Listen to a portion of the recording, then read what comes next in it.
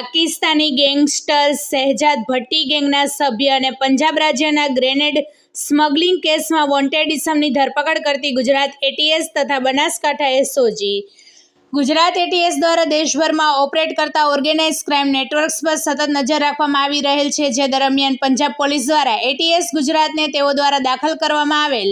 ગુનાના વોન્ટેડ આરોપીની માહિતી શેર કરવામાં આવેલ, જે માહિતી એટીએસ ગુજરાતના વરિષ્ઠ અધિકારીઓ સાથે શેર કરવામાં આવતા તેઓની સૂચનાથી સદર માહિતી ઉપર એટીએસના નાયબ પોલીસ અધિક્ષક તથા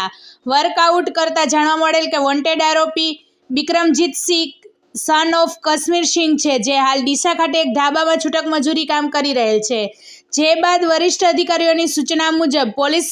અધિક્ષકના માર્ગદર્શન હેઠળ બનાસકાંઠા એસઓજીની ટીમ બનાવી તપાસ કરતા ઈસમ બિક્રમજીતસિંહ ડીસા ખાતે એક ધાબામાંથી મળી આવેલ, જેથી વધુ પૂછપરછ માટે તેને ગુજરાત એટીએસ અમદાવાદ ખાતે લાવવામાં આવેલ છે.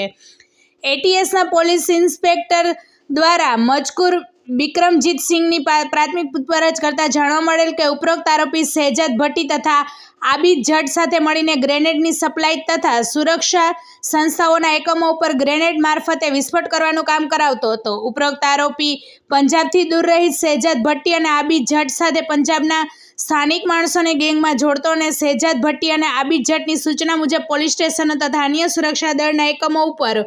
હુમલા કરવાના કાવતરાઓમાં મુખ્ય ભૂમિકા ભજવતો હતો. Shahzad Bhatti Pakistani intelligence agency ISI માટે કામ કરતો પાકિસ્તાની ગેંગસ્ટર છે,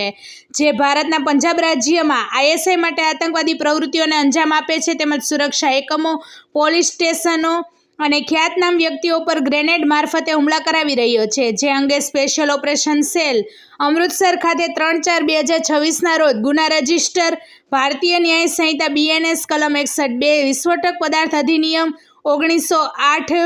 કલમ 4 શસ્ત્ર અધિનિયમ 1959 કલમ 25 હેઠળ ગુનો નોંધી આ ગુનામાં સંકળાયેલા આરોપીની ધરપકડ કરવામાં આવેલ છે.